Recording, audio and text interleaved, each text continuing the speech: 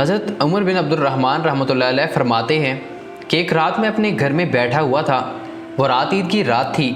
اچانک میرے گھر کے دروازے پر دستک ہوئی۔ میں نے دروازہ کھولا، دیکھا تو میرا پڑوسی سامنے کھڑا تھا۔ میں نے اس سے پوچھا کیا بات ہے؟ کہنے لگا اے امام المسلمین، میں بال بچوں والا آدمی ہوں، صبح عید ہے لیکن میرے پاس کوئی ایسی چیز نہیں جو میں صبح اپنے بچوں پر خرچ کر سکوں۔ اگر آپ مہربانی فرما کر کوئی چیز عنایت فرما دیں تو میرے بچوں کی عید بھی اچھی گزر جائے گی۔ میرے پاس اس وقت 25 درہم تھے جو میں نے اس عید کے لیے بچوں کو دینے کے لیے جمع کر رکھے تھے۔ میں نے اپنی بیوی سے جا کر کہا نیک وقت ہمارا فلاں پڑوسی آیا ہے، اس کے اہل و عیال بہت زیادہ ہیں، صبح عید ہے اور اس کے پاس کچھ بھی نہیں، اور وہ ہمارے پاس پہلی دفعہ اپنی ضرورت لے کر آیا ہے، لہٰذا جا کر وہ 25 درہم لے آؤ جو ہمارے پاس موجود ہیں۔ ہو سکتا ہے رائے خدا میں یہ درہم دینے سے اللہ تعالیٰ اپنی بارگاہ سے ہمارے رزق میں برکت ڈال دے۔ میری بیوی گئی اور وہ 25 درہم لے آئی۔ میں نے وہ درہم لے کر اس پڑوسی کو دے دیے۔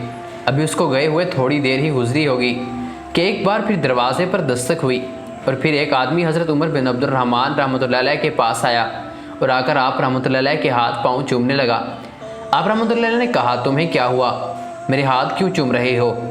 کہنے لگا حضور میں آپ کے والد گرامی کا بھاگا ہوا غلام ہوں، میں کافی عرصہ پہلے گھر سے بھاگ گیا تھا اور میں نے اس دوران یہ 25 دینار کمائے ہیں، میں اس غلطی پر سخت شرمندہ ہوں، لہٰذا آپ رحمۃ اللہ علیہ نے وہ مال اس سے لے لیا اور بڑے اچھے طریقے سے اس کے ساتھ پیش آئے۔